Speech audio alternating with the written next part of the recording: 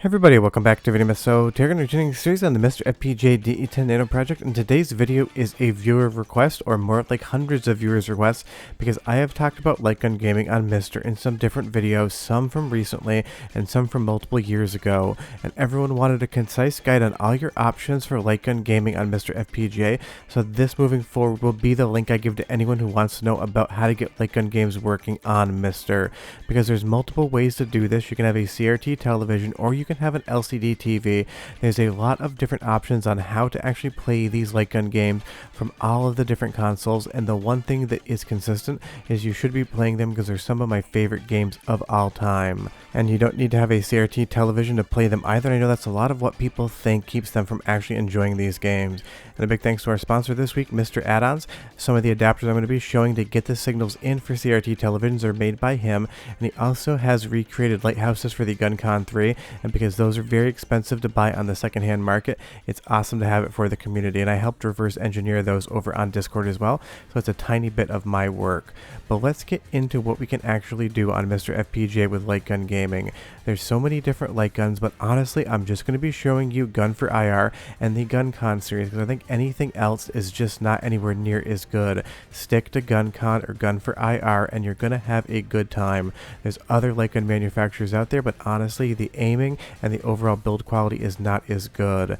If we take a look here at the GUN4IR and MiSTer, this is the video I most recently did, and if you're on an LCD television, that's going to be at the second half of this video. We're going to start off with analog first, because that's how these guns were intended to be used, and that's what I'd love to talk about first. Obviously this is not a Lightgun game, but if you have a PVM or any other CRT television with composite, component, S-video, or otherwise in, you're going to be able to take advantage of the GunCon 1 and the GunCon 2, but there's going to be some procedures you need to go through to make sure they're working. Taking a look at the original GunCon with one of the point blank games, I do collect them in the Japanese regions because they are cheaper, but we're going to need some adapters to get the sync signal in, because the GunCons do read the sync, and that's all based on how the technology works. Basically it's reading the raster or draw line on a CRT television and identifying where the aim is when you pull the trigger, and you're going to see a GunCon 1 is going to have this female to male barrel jack, so you can actually tap that signal.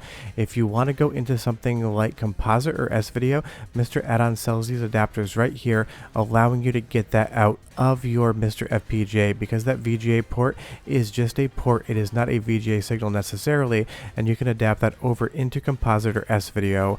You can also do this on RGB by tapping a certain line, and you can do it on component as well by tapping a certain line.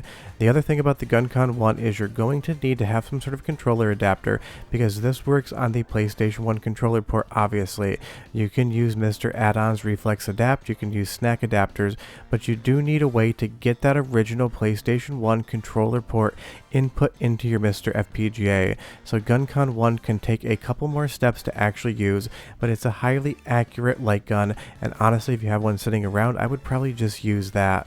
If you want to just go RGB into something like a PVM, we also have these adapters here that break out those yellow ports, so you can use them on a BNC cable, basically tapping the signal in between. You would just need a VGA to VGA cable, and then you'd go VGA to BNC. This is what I usually do when I'm playing on a CRT television, but I understand not everyone actually has that particular PVM or an RGB monitor. Most of you are on composite, S-video, or component. But this works the exact same way as the other adapter I showed you. We're still getting that sync signal out.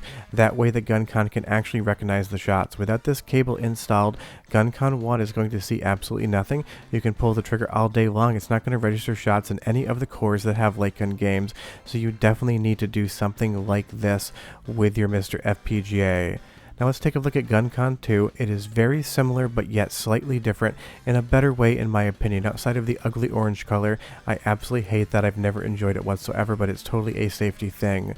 You're still going to need the same adapter, whichever one you want to use, and again the links will be in the description below, because we still need to grab that signal so that the GunCon 2 can register the shots.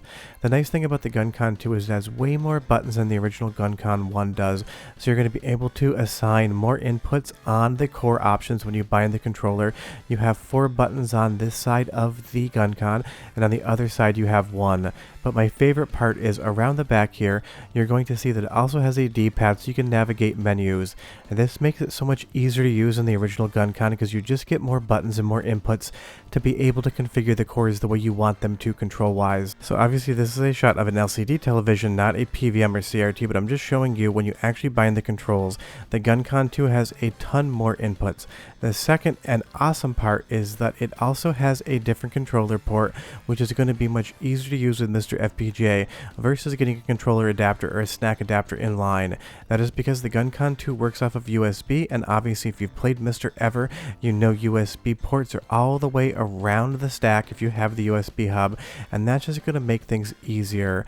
You'll see here with GUN4IR on my television, it's just so much fun to play these games, whether you play them on a CRT or a PVM or an LCD. It doesn't matter what you have, you just should be playing these games. But let's talk about the GUN4IR, because when it comes to LCD Lightgun games on MiSTer FPGA, you should start and stop with this one. The GunCon 3 is good and I'll explain it in a moment, but GUN4IR is so much fundamentally better than the GunCon 3. It is a night and day difference, and if you're a fan of these games, this is where you want to spend your money. Obviously it is a USB device, so we don't need any controller adapters in between. It is plug and play on MiSTer once you set it up on a PC, and because it has 4 different tracking points with IR sensors, 3 IRs per sensor, you're going to get the most rock solid aiming out of any IR based light gun when it comes to MiSTer FPGA. Because the GunCon 3 uses 2 lighthouses versus the GUN4IR's 4 IR points, you're just going to get better aiming and accuracy on GUN4IR. But do be aware when you want to calibrate these guns, you're going to want to keep a keyboard around because you do need to get into the menu specifically to calibrate these IR based guns. You're going to hit F12 to get into that menu, and you're going to do it both in the main OS as well as in the core in and of itself. And if you need help with the GUN4IR portion of this or the GunCon 3, I'll leave links in the description below to the 2 tutorials on those guns specifically, so you can go through everything and make sure that they're working on your MiSTer FPGA. Just follow the steps for those guides and you're going to have a good time. But the best part is just the versatility of something like GUN4IR. It allows us to play every single light gun game in every single core, and it's going to be aim that is so precise you feel like you're playing on a CRT. That is how good this thing is, and I know not everyone keeps CRT televisions in their house like I do.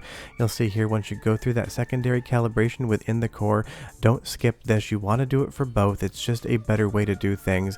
And then once you finally get into the game, the aim is just incredible. This almost looks like I'm using a mouse. That's how little it actually judders left and right, up and down, and that is just because those 4 IR sensors give you so much data. As long as you hold your hand steady, the cursor is going to be steady and your aim's going to be true. Now moving on to the GunCon 3, this is a good option. If you have one hanging out, you should definitely use it, and the best part is, just like GUN4IR, we don't need any of these adapters because we're on LCD and not on a CRT television. And if we take a look right here, these are the 2 lighthouses that you use. Now if you find a GunCon 3 and don't have these lighthouses with them, you don't need to go to eBay and purchase them because people charge a fortune. They always seem to be lost. MiSTer Addons recreated those, and there's also documents online with a build of materials so you can do it yourself. It really isn't that expensive. These go onto the top of your television, and honestly, positioning them can be a little bit tricky, but once you get it done, you get a really good aim out of this as well. It's not GUN4IR territory, but it's like 80% of the way there, and of course, if you have this in your closet or in your desk drawer and you haven't found a use for it, definitely consider it. It works for every single core I've thrown it at, and it always just gives you that same fun gameplay, but in something like Point Blank, every once in a while it's not precise enough to be able to do those challenge levels.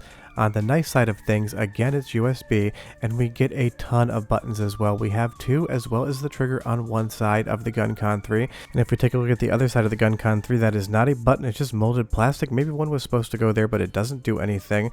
But we do have 2 analog sticks and 2 additional buttons, and you can also dual wield this with your second hand a little bit easier because you have that handle grip there. So you've got 1 analog stick, and around the back you have a secondary one as well as 2 buttons.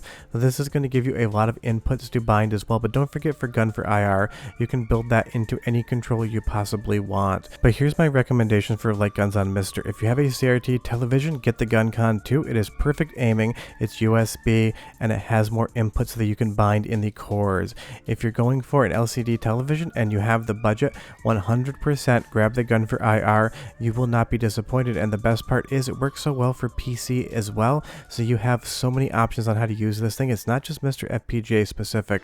But that's the master guide to what I recommend for light guns for MiSTer FPGA. You can use GunCon, GunCon 2, GunCon 3, or GUN4IR. But for CRT televisions, definitely opt for the GunCon 2. And for LCD televisions, definitely opt for the GUN4IR. If you have any questions or need any help, leave me a comment down below. All the links to everything I've shown is there as well. But short of that, however you play light gun games on MiSTer FPGA, definitely do it. And I hope we get some more arcade light gun cores in the future. Short of that, happy hunting, and I'll see you next time. Bye-bye.